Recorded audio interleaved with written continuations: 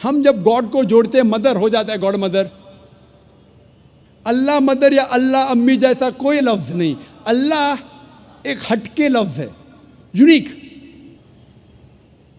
جب ہم گاڈ کے آگے لگاتے ٹن ہو جاتا ہے ٹن گاڈ, مطلب فیک گاڈ.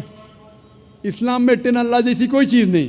اسی لیے ہم مسلمان اللہ کو عربی لفظ اللہ سے پکارنا پسند کرتے ہیں. اور جتنے بھی ترجمے ہیں وہ صحیح ترجمے نہیں. مثال کے طور پہ اردو میں ہوتا ہے خدا, خدا کا ہو جاتا ہے خدا او. ہندی میں کریں گے دیو, ہو جاتا ہے دیوی, دیوتا. ایشور ہو جاتا ہے پرمیشور.